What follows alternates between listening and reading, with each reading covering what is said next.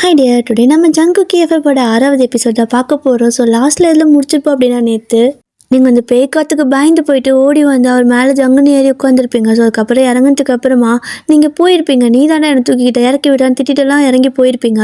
அப்போ அவரும் ஏய் நான் வேணா கூட துணைக்கு வரட்டா அப்படின்னு கேட்டிருப்பாரு. ஸோ நீங்கள் திரும்பி பார்த்துருப்பீங்க, என்னவும் சொல்லலை. ஸோ அதோட முடிச்சிருப்போம். அது கட்டேனாச்சு அப்படிங்கிறத இந்த எபிசோடில் பார்க்கலாம். நீங்கள் வழக்கத்துக்கு மாறா அவர் மேலே அப்படியே இம்ப்ரெஸ் ஆகிட்டு கூட வா அப்படின்னு சொன்னீங்களா, இல்லை வழக்கம் போல் அச்சா பச்சான்னு கத்திக்கிட்டு அங்கேருந்து கிளம்புனீங்களா அப்படிங்கிறத கண்ண கேளுங்க, நான் சொல்கிறேன். ஸோ இப்போ ஜெக்கி கேட்குறாரு, நான் வேணா அவங்க கூட துணைக்கு வரட்டா, நீ தான் பயப்படுறல்ல அப்படின்னு கேட்க, அப்போ நீங்களும் ஏதோ ஒரு விஷயம் சொல்கிறதுக்காக வாயை திறக்கும்போது கரெக்டாக ஃபோன் வருது. அவர் ஃபோனை கட் பண்ணுறாரு. திரும்ப உங்கள் மூஞ்சியை பார்க்குறாரு. ஸோ நீங்கள் திரும்ப ஏதோ சொல்ல வருவீங்க. அப்போ திரும்ப கால் வர, அப்போது ஒரே நிமிஷம் இரு அப்படின்னு சொல்லிட்டு அட்டன் பண்ணுறாரு. அட்டன் பண்ணி டேய் என்னடா அவன் பிரச்சனை அப்படின்னு கத்த வரைக்கும் தான் கால் பண்ணியிருப்பான். ஆனால் பேசுறது பார்த்திங்கன்னா வேறு யாரோ அவனோட நம்பர்லேருந்து, சார் இந்த மாதிரி நாங்கள் கவர்மெண்ட் ஹாஸ்பிட்டல்லேருந்து ஜிஹெச்லேருந்து பேசிகிட்டு இருக்கிறோம் சார் அப்படின்னு சொல்ல, ஜிஹெச்சா என்னாச்சு, யாருக்கு என்னாச்சு, இவன் எங்கே போயிட்டான், இவன் ஃபோன் நீங்கள் என்ன பண்ணிட்டுருக்குறீங்க அப்படின்னு கேட்குறாரு. அப்போ அந்த பக்கம் இருக்கிறவங்க இந்த மாதிரி அவருக்கு ஒரு ஆக்சிடெண்ட் ஆயிடுச்சு சார் அப்படிங்கிறாங்க. ஆக்சிடெண்ட்டா அப்படின்னு கேட்க, நீங்கள் ஆக்சிடெண்ட்டா யாருக்கு அப்படிங்கிற மாதிரி பார்த்துட்டு இருக்கிறீங்க. ஸோ இப்போது கொஞ்சம் சீக்கிரம் கிளம்பி வரீங்களா அப்படின்னு சொல்லி கூப்பிடுறாங்க. இதோ வந்துடுறேன் அப்படின்னு சொல்லிட்டு ஜேகேவும் சரி இந்த வைன் நீ பத்திரமா வீட்டுக்கு போ, எனக்கு ஒரு முக்கியமான வேலை இருக்குது, நான் போயிட்டு வரேன் அப்படின்னு சொல்லிட்டு உங்களை அப்படியே விட்டுட்டு போயிடுறாரு. நீங்கள் பார்க்குறீங்க பெரிய இவன் ஏதோ இவன்கிட்ட நம்ம லிஃப்ட் கேட்ட மாதிரி இவனை துணைக்குவான்னு கூப்பிட்ட மாதிரி, பத்திரமா இரு நான் போயிட்டு வந்துடுறேன் ஆளை மேண்டையும் பாரு, நல்லா கலர் கோழிக்கு பெயிண்ட் அடிச்ச மாதிரி சை அப்படின்னு சொல்லிட்டு நீங்கள் திரும்பி போயிட்டு இருக்கிறீங்க. ஸோ இந்த பக்கம் பார்த்தீங்கன்னா ஜேகே அடிச்சு பிடிச்சி வந்துட்டார் ஜிஹெச்சுக்கு. ஸோ வந்துட்டு என்னாச்சு அவன் எங்க அப்படின்னு கேட்க, சார் உள்ளே இந்த வார்டில் இருக்காங்க அப்படின்னு சொல்லவும் இவரும் அந்த வார்டுக்கு போகிறாரு. உள்ளே போய் பார்த்தா அவனோட காலை வந்துட்டு அப்படியே கட்டி தொங்க போட்டிருக்காங்க.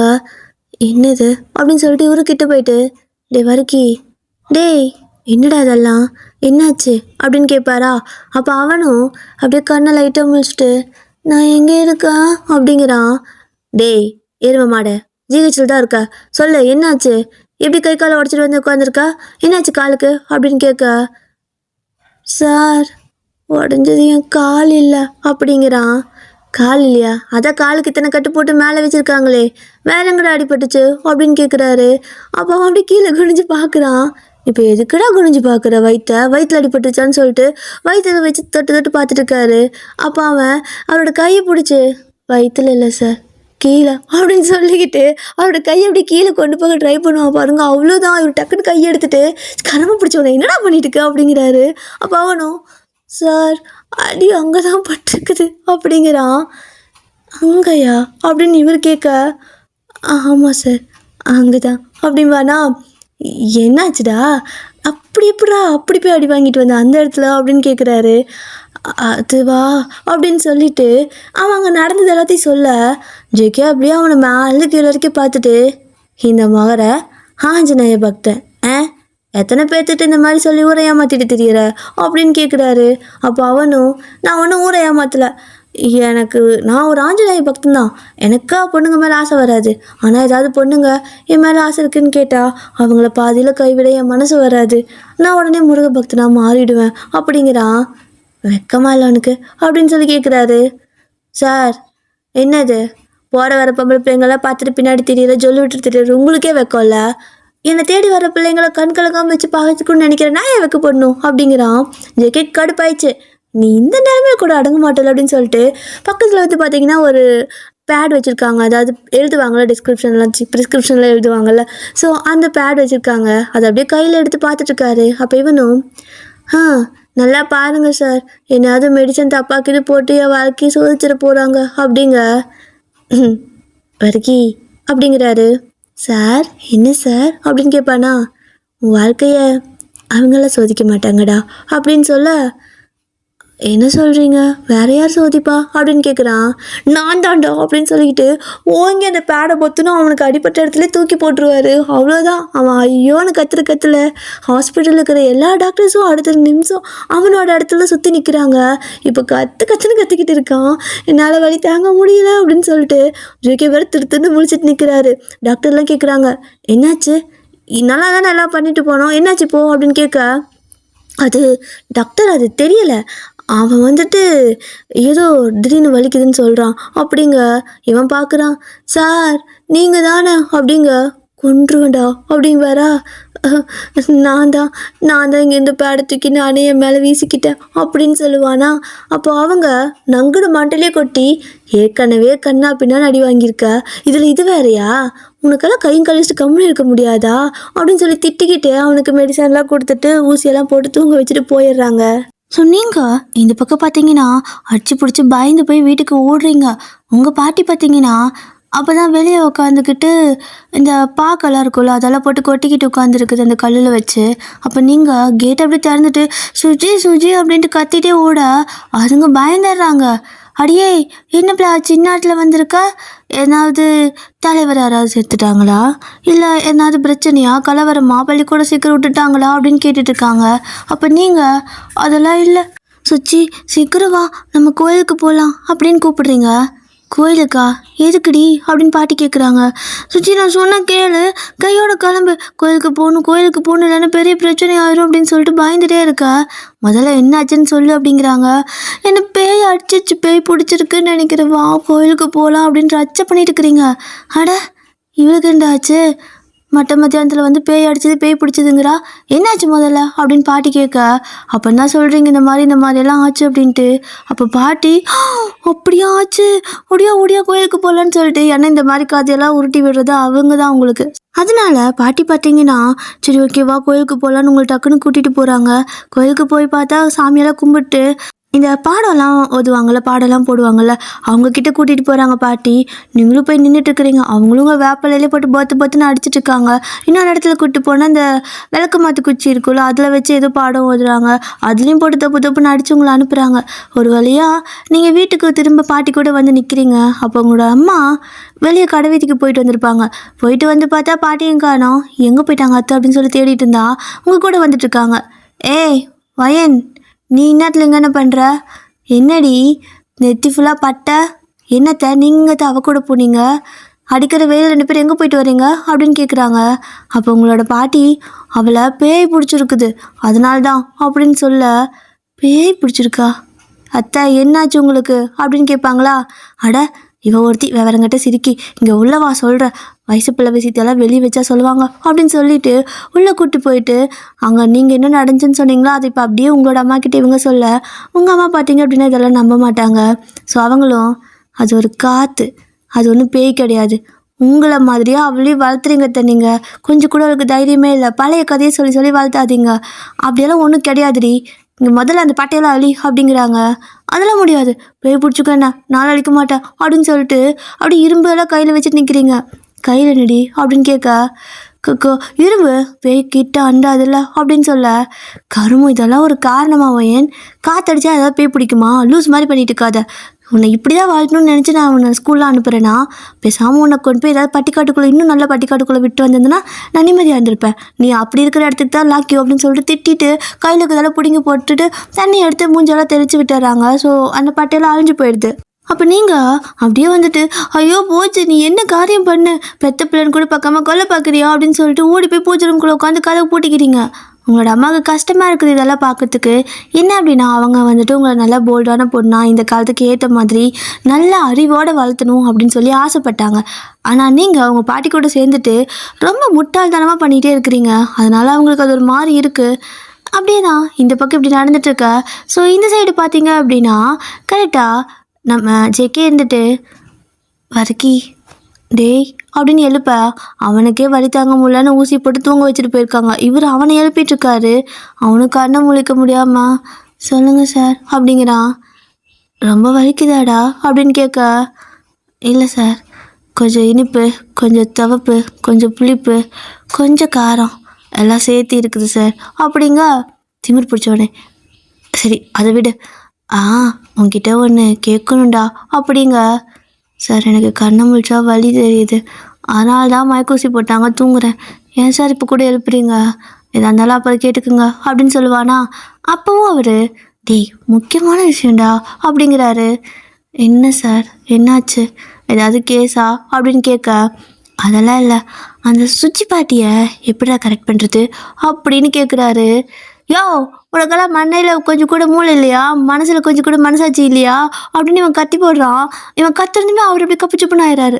சரிடா சாரி, அதுக்கு எனக்கு இப்படி கத்துற, சாரி மன்னிச்சுக்க அப்படின்னு சொல்லிட்டு கம்முன்னு அந்த பக்கம் போய் உட்காந்துக்கிறாரு. ஸோ இன்றைக்கி பார்த்தீங்கன்னா அப்படியே தான் டே ஸ்கிப் ஆகுது. ஈவினிங் ஆயிடுச்சு. இவன் பார்த்தீங்கன்னா, சார் இப்போ நீங்கள் வீட்டுக்கு போயிடுவீங்களா அப்படின்னு கேட்குறான். ஆமாடா, நான் வீட்டுக்கு போகணும், எனக்கு டியூட்டி முடிஞ்சில்ல, ஆல்ரெடி நான் டியூட்டியே பார்க்கல, அவன் கூட உட்காந்துருக்கேன், ஸ்டேஷனில் போய்ட்டு சைன் பண்ணிவிட்டு கிளம்பணும் அப்படின்னு சொல்லுவார். அப்போ இவனும் அப்போ நான் அப்படிங்கிறான். நீயா, நீ இங்கே இப்படியே பெப்பர் பேன் காலை போட்டு தொங்க விட்டுட்டு நல்லா ஜாலியாக என்ஜாய் பண்ணு, நான் நாளைக்கு வந்து பார்க்குறேன் அப்படின்னு ஜேகே சொல்லிட்டு எந்திரிக்கா. டக்குன்னு அவரோட கையை அவன் பிடிச்சிக்கிறான். ஏதோ படத்தில் ஹீரோயினை பிடிக்கிற மாதிரி. இவரும் அப்படியே ஸ்லோ மோஷனில் திரும்பி பார்க்க, ஸோ கேவலமாக இருக்குது என்ன அப்படின்னு கேட்க, பசிக்குது சார், காலையில் மயக்கமாக இருந்துச்சு ஒன்றும் தெரில, இப்போ மயக்கம் தெரிஞ்சிடுச்சுல்ல, பசிக்குது அப்படின்னு சொல்லுவானா. இரு ஒரு கொஞ்ச நேரம், அக்கா சாப்பாடு எடுத்து வந்துடுவாங்க அப்படின்னு சொல்கிறாரு.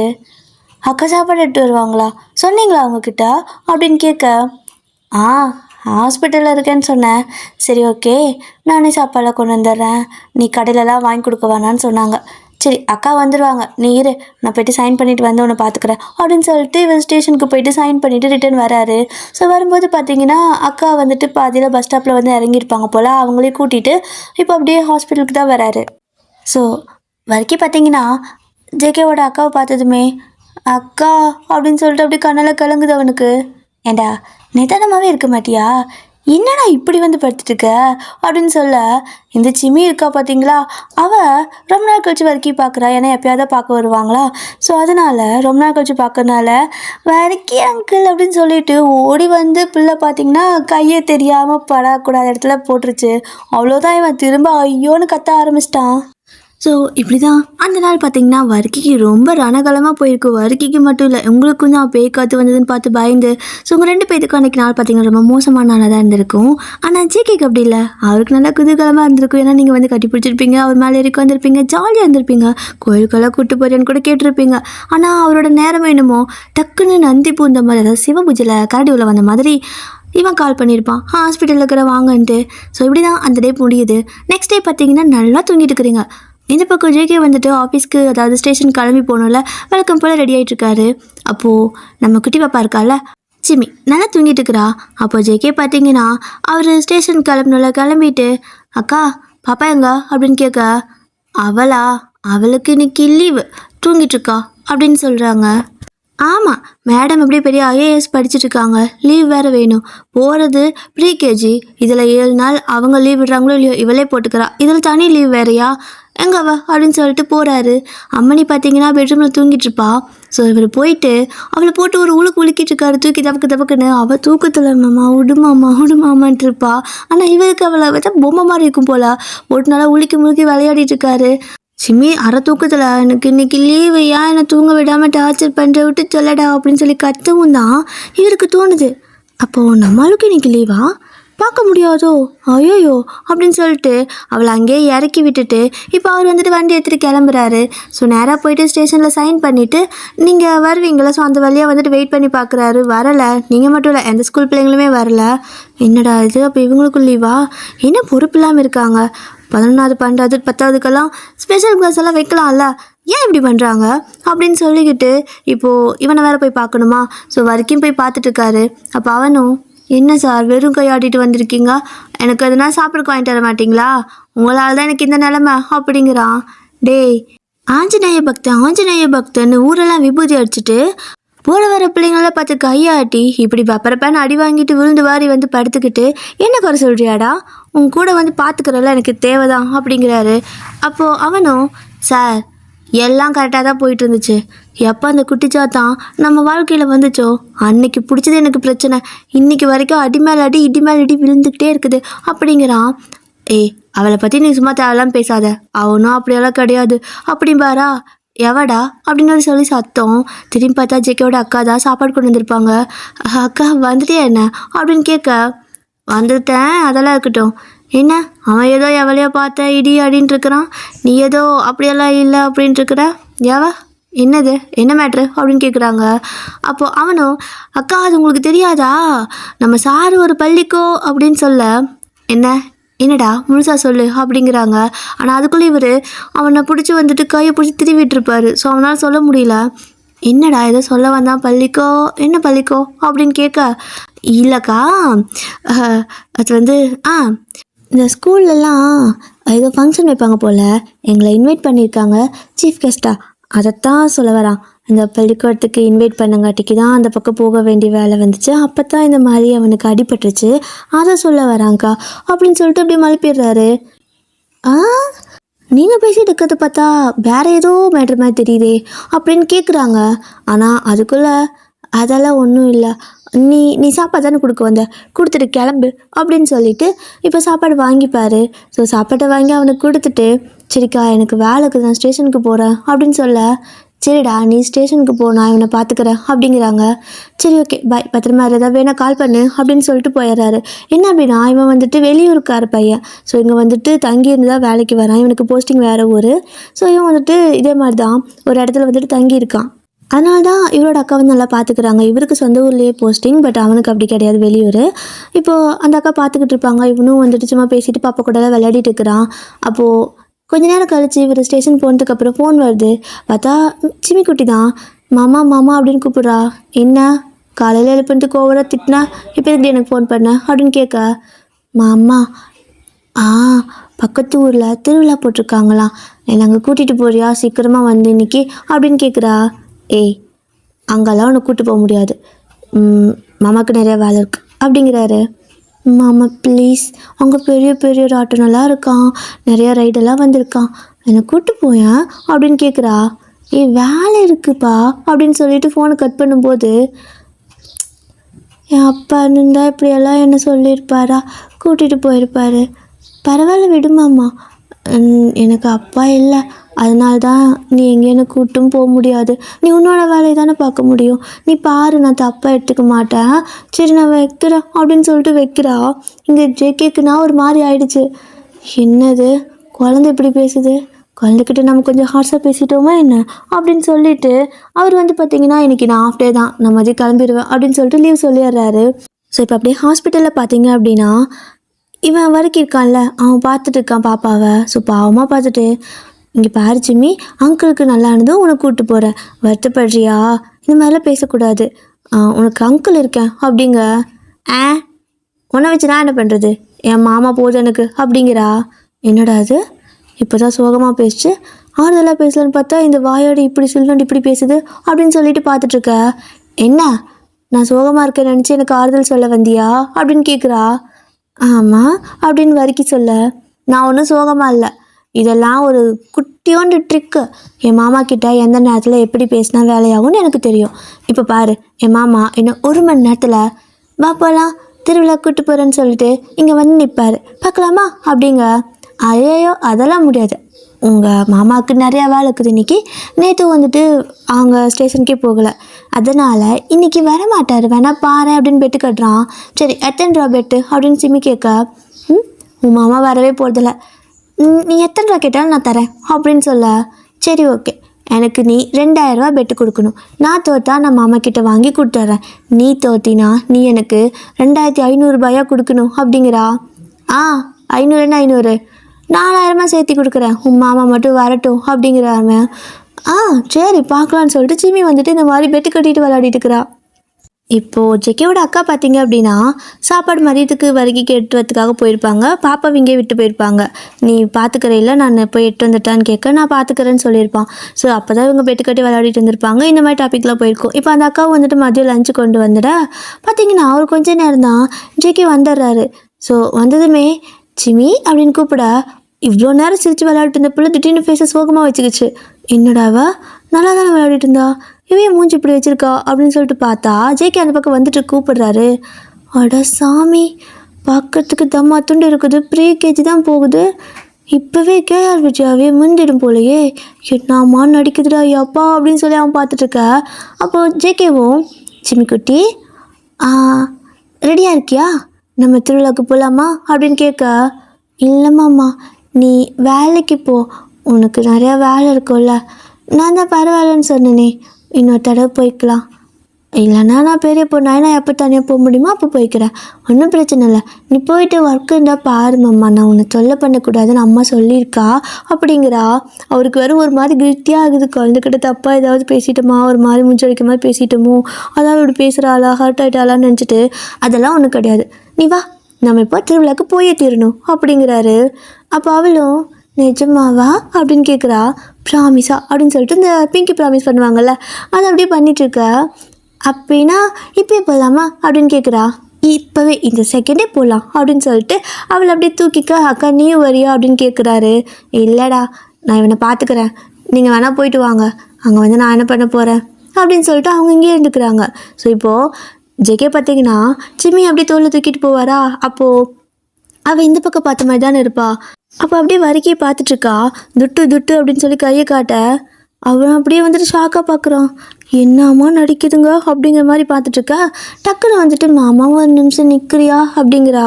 என்னடா அப்படின்னு கேட்க ஒரே நிமிஷம் இறக்கி விடு வந்துடுறேன் அப்படின்னு சொல்கிறா. இல்லை வா நானே கூப்பிட்டு போகிறேன்னு தூக்கிட்டு வரவும் எதுக்கு இங்கே எதுக்கு கூப்பிட்டு வந்த அப்படின்னு சொல்லி கேட்குறாரு ஜேகே. அதாவது வறுக்கிட்டு தான் கூப்பிட்டு வர சொல்லியிருப்பா. அப்போ அவளும் அதுவா வறுக்கி அங்கிள் தான், என்னால் உன்னை கூட்டிகிட்டு தான் போக முடியல இந்த நிலமையில, நான் உனக்கு 4000 பணம் கொடுக்குறேன், நீ சந்தோஷமாக போயிட்டு என்ஜாய் பண்ணிட்டு வா அப்படின்னு சொன்னார். இப்போ அவர்கிட்ட காசு வாங்காமல் போயிட்டோன்னா அவரோட மனசு கஷ்டப்படும்ல.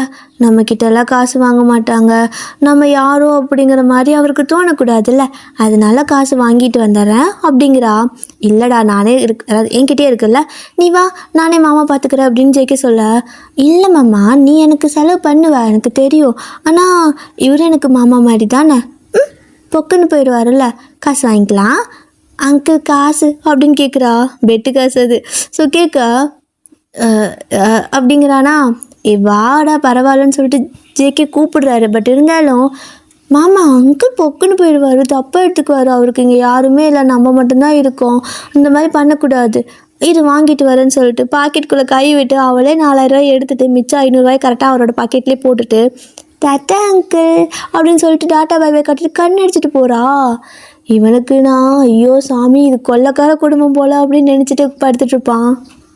ஸோ இப்படியே தான் ஜேகே அண்ட் ஜிம்மி பார்த்திங்கன்னா அந்த திருவிழாவுக்கு போகிறதுக்காக கிளம்பியிருப்பாங்க. பார்த்திங்கன்னா இந்த வண்டி இருக்குல்ல, ஸோ வண்டியில் தான் வந்திருப்பார். ஸோ ஸ்டேஷன் வேலை இருந்தால் மட்டும்தான் ஜீப் எடுத்துகிட்டு வருவாங்க, இல்லைன்னா இவரோட வண்டியில் தான் மோஸ்ட்லி வருவார். அப்போ வண்டியில் அப்படியே அவ்வளோ முன்னாடி உட்கார வச்சு இந்த பக்கம் இவர் அப்படியே வண்டி ஓட்டிகிட்டு போயிட்டுருக்கா. கரெக்டாக அந்த திருவிழா வர இடமும் வந்துருச்சு. வண்டி ஒரு இடத்துல போயிட்டு பார்க் பண்ணிவிட்டு டோக்கன்லாம் வாங்கி பாக்கெட்டில் போட்டுட்டு ஜிம்மி தூக்கிட்டு அவளுக்கு கேட்குறதெல்லாம் வாங்கி கொடுத்துட்டு என்னாவது ஏதாவது ராட்டம் நல்லா இருக்குல்ல, ஸோ அதில் எதில் போகிறேன்னு சொல்லி கேட்க அவளும் ஏதோ வந்துட்டு சொல்கிறா. இப்போது இவரும் கொண்டு போயிட்டு அவளை அந்த ராட்டனத்தில் உட்கார வச்சுட்டு அவள் விளையாடுறது அப்படியே வீடியோ எடுத்துகிட்டு இருப்பாரு. அப்போ பார்த்தீங்க அப்படின்னா அவள் அந்த ராட்டனம் முடிச்சு வந்ததுமே மாமா என்ன அங்கே கூப்பிட்டு போறியா அப்படின்னு கையை காட்டுறா. எங்க அப்படின்னு சொல்லி கேட்க இந்த தாவுவாங்கள்ல அந்த குழந்தைங்கள்லாம் மேலே ஏறி ஜம்ப் பண்ணோம்ல ஏதோ பஞ்சு மாதிரி, அதுதான், அதெல்லாம் போகணும் எனக்கு, அதில் விளாடணும் அப்படின்னு கேட்குறா. சரி வா அப்படின்னு சொல்லி கூட்டிகிட்டு போயிட்டு காசு கொடுத்துட்டு அவளை மேலே ஏற்றி விட்டுட்டு இவர் வீடியோ எடுத்துகிட்ருக்காரு. ஸோ இவர் ஃபுல்லாக சிம்மி மேலே கான்சன்ட்ரேட் பண்ணிட்டு இருக்காரு. ஏன்னா நிறையா குழந்தைங்க இருக்குதெல்லாம் மிஸ் ஆகிட்டேன் அதுன்ட்டு சிம்மி மேலே கான்சன்ட்ரேட் பண்ணி வீடியோ எடுத்துகிட்ருக்கேன். இப்போ பார்த்தீங்கன்னா எங்கேயோ இருந்து தபக்கட்டின்னு அவர் மேலே வந்து ஏதோ ஒன்று வெயிட்டாக விழுகுது. அவ்வளோதான், அவர் பொத்துன்னு கீழே விழுந்துடுறாரு. கீழே விழுந்துட்டு ஒரு நிமிஷம் அவருக்கு கிருகிருனே வந்துடுச்சு, கண்ணே மயமயன்னு ஆயிடுச்சு. அப்போ ஜேகேவும் என்னடா இது ஏதாவது ரைடுக்கு இது உடஞ்சி விழுந்துருச்சா நம்ம மேலே அப்படின்னு சொல்லிக்கிட்டு அவர் அப்படியே கண்ணை முழிச்சு பார்க்குறாரு. கண்ணை முழிச்சு பார்த்தா நீங்கள் தான் அவரே பொடுக்கு பொடுக்குன்னு பார்த்துட்டு இருக்கிறீங்க. அவருக்கு ஒன்றும் புரியல, என்னது அப்படிங்கிற மாதிரி நல்லா பார்க்குறாரு. பார்த்தா நீங்களே தான். ஐயோயோ இவன் மேலே வந்து விழுந்தேன் அப்படின்னு சொல்லிக்கிட்டு தடன்னு எந்திரிக்கிறீங்க. எந்திரிச்சு அப்படியே அந்த பக்கம் நின்றுக்க அவர் அப்போ தான் பார்க்குறாரு. பார்த்தா நீங்கள் அது தாவணி பாவாடெல்லாம் கட்டிட்டு வந்திருப்பீங்க, ஒரு க்ரீன் கலர் தாவணி பாவாடை அழகாக கட்டிட்டு வந்து நிற்கிறீங்க ரெட்டை சடெல்லாம் போட்டுட்டு. அப்போது ஜேகே அப்படியே உங்களே பார்த்துட்டே இருக்கா. நீங்களும் பார்க்குறான் பாரு சிங்கிற மாதிரி பார்க்குறான் பாரு, இவெல்லாம் ஒரு போலீஸா பொறுக்கி அப்படின்னு சொல்லிக்கிட்டு அந்த பக்கம் போக பார்க்க டக்குன்னு உங்கள் கை பிடிச்சி இழுக்கிறாரு. கை பிடிச்சி இழுக்கிறான்ட்டு ஏய் என்னடா பண்ணுறா, கையை விடுறா அப்படிங்க. ஏய் இங்கே என்னடி பண்ணுற அப்படின்னு கேட்குறாரு. இங்கே என்ன பண்ணுவாங்க, திருவிழாக்கு வந்தேன் அப்படின்னு நீங்கள் சொல்ல, திருவிழாக்கு வந்தது சரி எம்மாலையா வந்து விழுந்த அப்படின்னு கேட்குறாரு. அப்போது இந்த பக்கம் இருந்து சாரா செம்மையாக சிரிச்சுட்டு ஓடி வந்துட்டுருக்குறா. இந்த குட்டி சாத்தான் இங்கே தான் இருக்கா அப்படிங்கிறாரு. ஹலோ சார், என்னை ஒன்றும் குட்டி சாத்தான்னு சொல்லாதீங்க, வேணா உங்கள் ஆளுன்னு நீங்கள் எப்படி வேணால் பேர் வச்சு கூப்பிட்டுக்கலாம், ஆனால் நான் சாரா, எனக்கு கால் மீ சாரா அப்படிங்கிறா. இது நல்லா தான் இருக்குது, நான் வாழா உனக்கு ஒரு போனஸ், அதாவது நீ இப்படி சொன்னல, இந்தா போயிட்டு ஏதாவது ரைட் வேணா விளையாடிக்கோன்னு சொல்லிட்டு 1000 ரூபா கையில் கொடுக்க. 1000 ரூபாயா ஆளுன்னு சொன்னதுக்கா அப்படிங்கிறா. அப்படிம்பாரா. சார் நீங்கள் தான் சார் இவ ஆள், அவள் தான் உங்கள் ஆள், உங்களுக்கு தெரியுமா உங்கள் 2 பேத்துக்கும் மேட்ச்சு பேர் செம்மையாக இருக்குது அப்படிங்க. நீங்கள் வாயை மூடுறேன்னு சொல்லிட்டு வாயை பொத்திக்கிறீங்க. அப்போ அவளும் சார் சார் அப்படின்பா. இன்னொரு 500 ரூபாய் கொடுக்குறாரு, இந்த என்ஜாய் பண்ணுன்ட்டு அவன் அந்த காசெல்லாம் வாங்கிட்டு, பத்தியா ஏய் பேசாமல் அவரையும் உன் ஆளாக வச்சுக்கோ, நல்லா செலவு பண்ணுவார் போல் அப்படிங்கிறா. அலையாத தத்தி தண்டம் முண்டம் அப்படின்னு நீங்கள் அவளை திட்ட. ஏய் என்னப்போ ஒழுங்காக வந்தீங்கன்னா இந்த காசில் பாதி பங்கு உனக்கு, இல்லைண்ணா மொத்தமும் எனக்கு அப்படிங்கிறா. எனக்கு ஒன்றும் தேவையில்ல, அவன் காசில் பங்கெல்லாம் எனக்கு தேவையில்லை அப்படிங்க. உன் ஆள் உனக்கு தான் கொடுத்துருப்பாரு, எனக்கா கொடுத்துருப்பாரு, நேராக கொடுத்தா நீ வாங்க மாட்டேன்னு கூட என்கிட்ட கொடுத்துருக்கலாம், இப்படி நல்லா என்ஜாய் பண்ணிக்க அப்படின்னு சொல்லிட்டு இருக்க. அப்போ ஜேகேவும் பார்த்தீங்கன்னா, ஏய் இரு கேட்டதுக்கு பதில் சொல்லு, எதுக்கு மேலே வந்து விழுந்தா, இப்படி தான் எல்லாத்து மேலே போய் பொத்துன்னு விழுந்துட்டுருக்கிறியா அப்படின்னு கேட்குறாரு. அப்போ நீங்கள் அது ஒன்றும் கிடையாது, நான் ஒன்றும் வேணும் உங்கள் மேலே வந்து விழுகலை அப்படிங்கிறீங்க. அப்புறம் வேறு எப்படி வந்து விழுந்தா, எங்கே திடீர் முதல்ல பறந்து வந்த அப்படின்னு கேட்குறாரு. அதுவா, எனக்கு இதில் விளாட்ணும் போல் இருந்துச்சுன்னு மேலே ஏறிட்டேன், அப்புறம் பார்த்தா நான் தாவணி பாவாடை போட்டிருந்தேன், அது கொஞ்சம் விலகிடக்கூடாதுன்னு கொஞ்சம் ஸ்கர்ட்டெல்லாம் சுருக்கி பிடிச்சிட்டு குதிக்கும்போது அது எசக்கு பசக்கா கொஞ்சம் பம்ப் ஆகிட்டு வந்து வெளியவே விழுந்துட்டேன். நல்ல வெளியே நீங்கள் இருந்தீங்க, இல்லைன்னா என் மூக்கு மண்டையில் உடஞ்சிருக்கும் அப்படிங்கிறீங்க. அவருக்கு சிரிப்பாக இருக்குது. 7 கழுத வயசாகுது, குழந்தைங்க விளையாடுறதுல போய்ட்டு விளையாடிட்டு இருக்கிறா, அறிவில்லை அப்படின்னு கேட்குறாரு. ஹலோ, எனக்கு ஒன்றும் 7 கழுத வயசாகலை, எனக்கு ஜஸ்ட்டு 16 வயசு தான் ஆகுது அப்படிங்கிறீங்க. அப்போ உடனே சாரா, சார் போய் அவளுக்கு 17.5 வயசு, அவளை 1 வருஷம் லேட்டாக தான் ஸ்கூல் சேர்த்துனாங்க அப்படின்னு கத்திட்டுருக்கா. அப்போது ஆல்ரெடி பாதி மேஜர் மேடம், இன்னொரு 6 மாதம் போனால் ஃபுல் மேஜர் அப்படிங்கிறாரு. மேஜரோ கீச்சரோ இங்கே என்ன பண்ணுறீங்க அப்படின்னு கேட்க, அப்போது டக்குன்னு வந்துட்டு உங்களை ஒரு குட்டி பாப்பா அக்கா அப்படின்னு சொல்லிட்டு காலை ஒரு மாதிரி சொண்டிக்கிட்டு இருக்கா. என்னடா அது அப்படின்னு சொல்லி கீழே குனிஞ்சு பார்த்தா சிம்மி தான். ஆனால் அவளை உங்களுக்கு தெரியாதுல்ல, யார் பாப்பா நீ அப்படின்னு கேட்க, அதை நான் கேட்கணும், நீ யார் அப்படின்னு கேட்குறா. இது என்னடா இது வந்து நம்மளை கூப்பிட்டுட்டு நம்மளை யாருன்னு கேட்குதுன்னு சொல்லிட்டு நீங்கள் அவளை பார்த்துட்ருக்க. ஜேகே அப்படியே என்ன தான் பேசிக்கிறாங்கன்னு சிரிச்சுட்டே அப்படியே கம்முன்னு பார்த்துட்ருக்காரு. அப்போ சிம்மி பார்த்தீங்கன்னா, ஹலோ நீ பேசிகிட்டு இருக்கிறது என் மாமா, நான் கத்திக்க போகிற மாமா, நீ எதுக்கு என் மாமா கிட்டே பேசிகிட்டு இருக்க, அதுவும் என் மாமா மேலே போய் பறந்து விழுற என்னை தாண்டி போயிட்டு அப்படிங்கிறா. ஸோ அவள் பார்த்துருப்பா, அதான் சொல்கிறா. அப்போ நீங்கள் ஹலோ, நான் ஒன்றும் உன் மாமா மேலே விழணும்னு ஆசைப்பட்டாலும் விழலை, அப்புறம் எனக்கு ஒன்றும் மாமாவை கட்டிக்கிற ஆசையெல்லாம் இல்லை, நீயே கட்டிக்கிற ஆசாத்தி அப்படிங்கிறீங்க. என்ன நீ எனக்கு என்ன விட்டு கொடுக்குறியா, நீ சொன்னாலும் சொல்லாட்டி என் மாமா எனக்கு தான், என் மாமா நான் கட்டிப்பேன், நான் பெருசாக வரைக்கும் என் மாமா எனக்கு வெயிட் பண்ணும், அதனால தான் கல்யாணம் பண்ணாமல் இருக்குது. இங்கே பாரு, எங்கள் 2 பேத்துக்கு இடையில நீ வராத, அப்படியே பறந்து வந்து விழுகிறா மாமா உன் மேலே வேணுக்குன்னே என்னை தாண்டி வந்து அப்படின்னு கம்ப்ளைண்ட் பண்ணுறா. ஸோ ஜேகேவும் அப்படியே கீழே உட்காந்துக்கிட்டு, அவள் ஹைட்டுக்கு ஆகிற மாதிரி கீழே உட்காந்துக்கிட்டு, அப்படியாச்சுமே உன்னையே தாண்டி வந்துட்டாளா, உன் மாமாவை அவள் புடுங்கிட்டு போகலான்னு பார்க்குறா அப்படிங்கிறாரு. அப்போது சிம்மி உடனே இங்கே உட்காரு கீழே அப்படின்பாளா. நீங்களும் கீழே உட்காருங்க, பலாறு கணத்தில் ஒன்று கொடுத்துட்றா. சில்வண்டு என்ன இதுக்கடி அடிச்சா அப்படின்னு நீங்கள் கேட்க, பின்ன நீ என் மாமாவை என்கிட்டருந்து பிடுங்கிட்டு போக பார்க்குறியா அப்படின்னு கேட்குறா. உங்களுக்கு கோவம் வந்துருச்சு. குட்டி சாத்தான் அப்படின்னு நீங்கள் சொல்லிக்கிட்டு என்ன பண்ணிடுறீங்கன்னா அவளோட காதை பிடிச்சி நல்லா திருக்குன்னு திருக்கி விட்டுறீங்க. அவ்வளோதான், அவள் அங்கே கத்தி ஆர்ப்பாட்டம் பண்ணிட்டு இருக்கிறா. ஆனாலும் நீங்கள் அவள் காதை விடாமல் திருக்கிட்டே இருக்கா. இந்த பக்கம் ஜேகே அறிவில்லை உனக்கு அப்படின்னு சொல்லிட்டு உங்கள் காதை பிடிச்சி முறுக்குறாரு. நீங்கள் எதுக்குங்க என் காதை பிடிச்சி முறுக்கிட்டு இருக்கிறீங்க அப்படின்னு நீங்கள் கேட்க, குழந்தடி அவள் எதுக்கு அப்படி பண்ணிருக்க, கையெடு அப்படிங்கிறாரு. எடுக்க முடியாது, அவன் நடிச்சால அதுக்கு தண்டனை அப்படின்னு நீங்கள் சொல்ல, அது குழந்தை, அதுக்கிட்ட இப்படி தான் போட்டி போடுவியா நீ அப்படிங்கிறாரு. ஹலோ, உங்களுக்கு வேணா அவள் குழந்தையா இருக்கலாம், ஆனால் எங்கள் வீட்டில் நானும் குழந்தை தான், என்னால் அப்படி விட முடியாது. ஆடேங்கப்பா, ஆளை கூப்பிட்டு வந்து அடிக்கிறீங்க, ஆளை வச்சு இடிக்கிறீங்க, என்ன நினச்சிட்டு இருக்கிறீங்க, உங்கள் கூட இதே போராட்டமாக போயிடுச்சு எனக்கு அப்படின்னு சொல்லிக்கிட்டு இருக்கீங்க. ஸோ அவரும் உங்கள் காதை பிடிச்சி திருகுறாரு. ஐயோ விடுங்க எனக்கு வலிக்குது அப்படின்னு நீங்கள் சொல்ல, முதல்ல குழந்தை காதை வந்து கையெடு அப்படிங்கிறாரு. ஸோ நீங்களும் வந்துட்டு அப்படியே கையை எடுத்துருவீங்க. இப்போ உங்கள் காதுலேருந்து அவரு கையை எடுத்துடுறாரு. அப்படின்னு சொல்லிட்டு காதை போட்டு நீங்களும் தேய்க்க சிம்மியும் காதை தேய்ச்சிக்கிட்டு அழுகிறா, தேம்பி தேம்பி அழுகிறா. ஸோ இந்த பக்கம் சாரா பார்த்தீங்கன்னா, அச்சோ குழந்தை ஏண்டி இப்படி பண்ணுறேன்னு சொல்லிட்டு சாரா வந்து அவளுக்கு சாக்லேட் எல்லாம் கையில் இருக்க சாக்லேட்லாம் அவளுக்கு கொடுத்து, இந்தா வச்சுக்கோ சாப்பிடு, அழாத, நான் அக்கா வந்துட்டு உனக்கு அதை சரி பண்ணி விடுறேன்னு காதை பிடிச்சி தேய்ச்சி விட்டுட்டு இருக்கா. நீ இவ்வளோ நல்ல பிள்ளையா இருக்கா, நீ எப்படி இவ கூட இருக்கா, இது சரியான குட்டிச்சாத்தா மாதிரி இருக்கு அப்படின்னு சொல்லிட்டு அவளும் உங்களை குட்டிச்சாத்தாங்கிறா. உங்களுக்கு இந்த வார்த்தை கேட்டாலே இரிட்டேட் ஆகுது. ஏய் என்ன சொன்ன? ஏய் குள்ள வாத்து சில்லுவண்டு என்னை பற்றி உனக்கு குட்டிச்சாத்தா மாதிரி தெரியுதா அப்படின்னு நீங்கள் கேட்க, இல்லை அப்படின்னு பயந்துக்கிறா.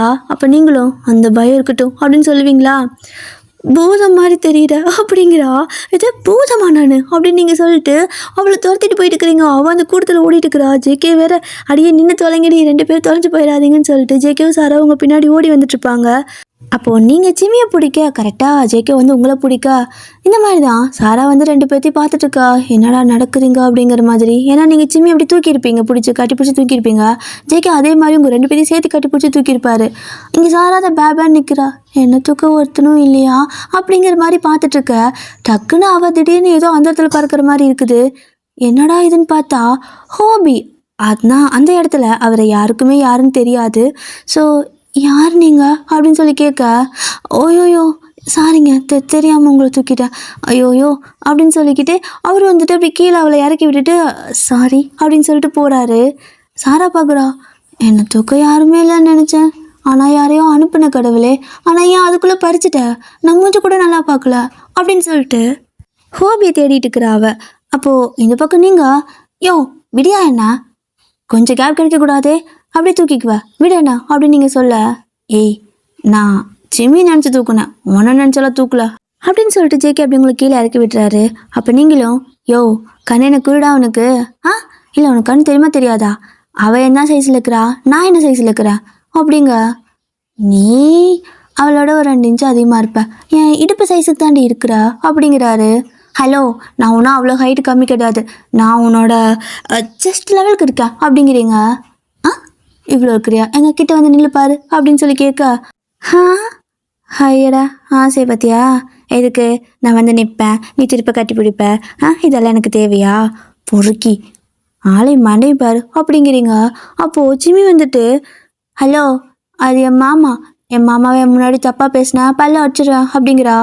ஏய் உன் பல்ல முதல்ல உடைக்க போகிறேன், உங்கள் வீட்டில் உனக்கெல்லாம் ஒழுங்காக பேசுன்னு சொல்லி கொடுக்கல பெரியவங்கிட்ட அப்படின்னு கேட்குறீங்க. அப்போ அவளும் அதே தான் கேட்குறேன், பெரிய மனுஷங்கிட்ட நல்லா பேசணும் உனக்கும் அவன் வீட்டில் சொல்லி கொடுக்கலையா, என் மாமாவுக்கு என்ன வயசு உனக்கு என்ன வயசு, நீ அம்மா துண்டு இருக்க, நீ என் மாமாவை திட்டிகிட்டே இருக்க, வந்தா பிடிச்சி அது பறந்து வந்து விழுற, மாமா இவ சரியில்லை மாமா, இந்த பிள்ளைங்கள்லாம் இந்த காலத்து பிள்ளைங்கள்லாம் ரொம்ப மோசமாக இருக்குதுங்க, இதுங்க கிட்ட இருந்தாலும் எப்படி தான் உன்னை நான் காப்பாற்றி கல்யாணம் பண்ண போகிறேனோ என்னை தூக்கிக்கோ அப்படிங்கிறா. அவரு சிரிச்சுட்டே அப்படியே அவளை தூக்கிக்க நீங்கள் பார்க்குறீங்க. வெவ அப்படிங்கிற மாதிரி நீங்கள் அவகிட்ட சொல்ல அவளும் வெவ அப்படிங்கிறா.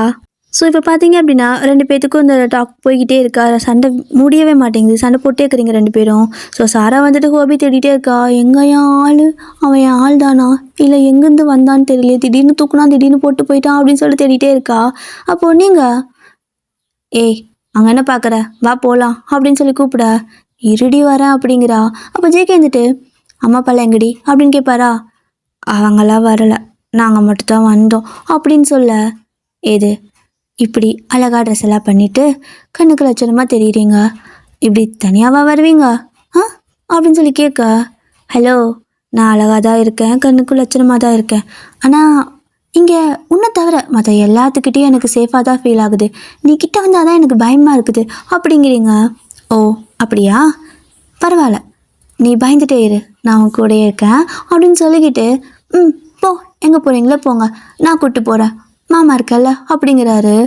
மாமா நீ என்ன அவளுக்கு மாமாங்கிற அப்படின்னு சிமி கேட்குறா. அடடா சிமி, நான் உனக்கு தான் மாமான்னு சொன்னேன், அவளுக்கெல்லாம் போய் நான் மாமா வேணா, நான் உனக்கு மட்டும்தான் மாமா அப்படின்னு சொல்லி அவளை அப்படி சமாளிக்க என்னன்னு தெரியல. நீங்கள் வந்துட்டு டக்குன்னு அவளை திரும்பி பார்க்குறீங்க.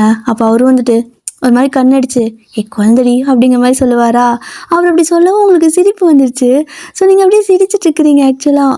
ஸோ வலிக்கு ஒரு பக்கம் வலியோடு இருக்க, நீங்கள் ஒரு பக்கம் அப்படி இந்த மாதிரி குழந்தைக்கு உங்களுக்கு நடுவில் மாட்டிக்கிட்டு அப்படியே உங்களை சமாளிச்சுட்டு சிரிப்பு காட்டிட்டு இருக்கார்ல. ஸோ அப்படி சிரிச்சிட்ருக்கிறதோட அந்த பக்கம் பார்த்தீங்கன்னா சாரா ஹோபி தேடிட்டு இருக்கிறதோட இந்த எஃப்எஃப்ஐ இப்போதைக்கு நான் இதோட முடிக்கிறேன் டியர். ஸோ இதுக்கு அடுத்து என்னாச்சு அப்படிங்கிறத நெக்ஸ்ட் எபிசோடில் பார்க்கலாம் டியர். நான் வந்துட்டு ஒன் ஷாட்டை வந்துட்டு கம்மி பண்ணேன் அப்படின்னா இதில் டெய்லியும் எஃப்எஃப் போட்டுருவேன். இன்கேஸ் ஒன் ஷாட்டை வந்துட்டு வீக்லி ஒரு 4-5 நாள் இல்லை எல்லா நாளும் போடுற மாதிரி இருந்துச்சுன்னா இதில் வாரம் 3 வீடியோ தான் வரும் டியர். பட் எனக்கு இன்னும் தெரியல, பேசாமல் இதை நம்ம வந்துட்டு கொஞ்சம் கான்சன்ட்ரேட் பண்ணலாம் அப்படின்னு தோணுது. அந்த சேனல் ஓகே தான் எனக்கு, பட் வாரத்தில் 1 நாளோ 2 நாளோ மட்டும் ஒன் ஷாட் போட்டுட்டு எல்லா நாளும் இதில் எஃப்எஃப் கண்டினியூ பண்ணலாமா அப்படின்னு ஒரு சின்ன தாட். என்ன பண்ணிட்டோம் எது பண்ணிட்டோன்னு தெரியலை. வழக்கம் போல் முடிவு உங்கள்கிட்டயே கொடுக்குறேன், அதாவது உங்கள்கிட்டயே எல்லாத்தையும் சொல்கிறேன். முடிவு நீங்கள் சொல்லுங்கள், நான் என்ன பண்ணிட்டோம். பேசாமல் இதில் எஃப்எஃப்பை கண்டினியூ பண்ணட்டா, ஒரு 6 நாள் இல்லை 5 நாள் அந்த மாதிரி கண்டினியூ பண்ணிவிட்டு வாரத்தில் 1 நாளோ 2 நாளோ வந்துட்டு ஒன் ஷாட் அதில் போடட்டா. உங்களுக்கு ஓகேவா, பார்ப்பீங்களா, பிடிச்சிருக்கா, என்ன ஏது அப்படிங்கிறத அப்படியே சொல்லுங்க டியர், ஓகேவா?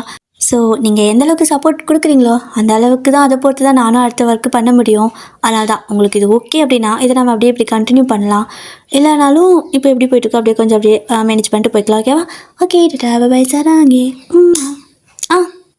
எனக்கு ஒரு கொஞ்ச நாளாகவே இந்த எலெக்ஷன் ரிசல்ட் வந்ததுலேருந்தே ஒரு மாதிரி டென்ஷன்லேயே இருக்கிறேன், டிப்ரெஷன்லேயே இருக்கிறேன். அந்த நியூஸு அது இதுன்னு சொல்லிட்டு அதை பார்த்து நான் டிப்ரெஷன் ஆகிறது தான் மிச்சம்.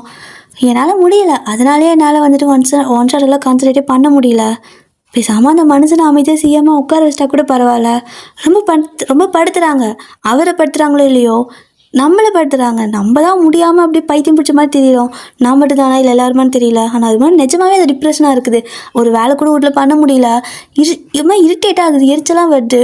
ஸோ ஃபோனை எடுத்தால் என்ன பண்ணுறேன்னா, ஃபோனை எடுத்து நான் வந்துட்டு ஃபஸ்ட் எடுத்ததுமே எப்பவுமே பிடிஎஸ் வீடியோ தான் பார்ப்பேன். அப்புறம் என்னோடய வீடியோஸ் ஏதாவது இருக்கான்னு பார்ப்பேன். ஆனால் இப்போது எடுத்தது நியூஸ் தான் பார்க்குறேன். அதை பார்த்து ஒரு மாதிரி டென்ஷன் ஆகிட்டு டிப்ரெஷன் ஆகிக்கிட்டு அதுலேருந்து தப்பிக்கிறதுக்கு திரும்ப பிடிஎஸ் கிட்ட ஓடுறது. ஸோ திரும்ப பிடிஎஸ் வீடியோ பார்த்து கூல் ஆகிட்டு திரும்ப நானே மறுபடியும் எனக்கு டிப்ரெஷன் தேடிக்கிறதுக்காக அந்த வீடியோ போய் மறுபடியும் பார்ப்பேன். ஒரு மாதிரி என்னால் அதை பார்க்கவும் முடியல, பார்க்காம இருக்கவும் முடியல. அந்த மனுஷன் அந்த காரில் இருக்கிற ஒரு சின்ன கிளிப் போட்டிருந்தாங்க.